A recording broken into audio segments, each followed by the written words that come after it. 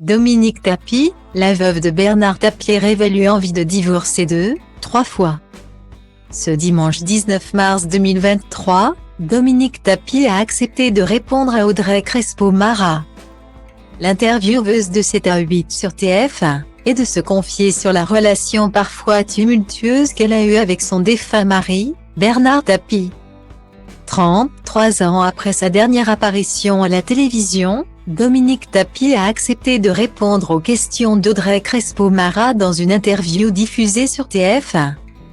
Le dimanche 19 mars 2023. En 52 ans de vie commune, Dominique Tapie, la femme de l'homme d'affaires décédé en 2021, a connu plus de hauts et de bas qu'il est possible d'en citer.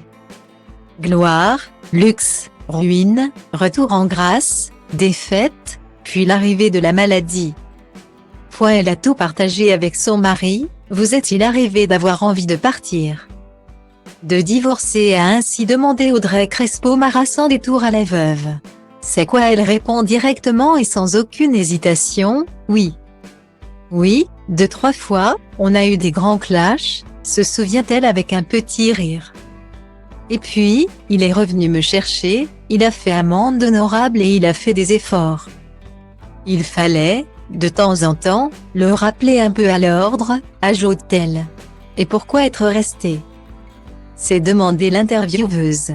Parce que je l'aimais, voilà, c'était plus fort que tout, assure-t-elle sans aucune hésitation.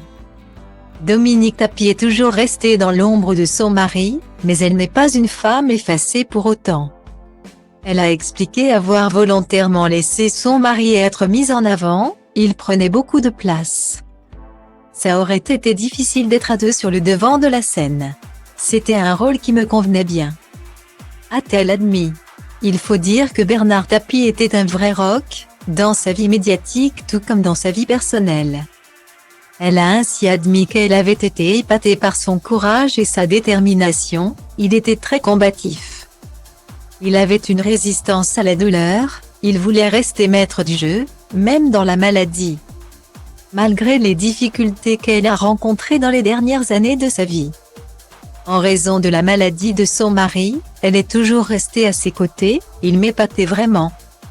Il n'a jamais lâché. Des mots émouvants.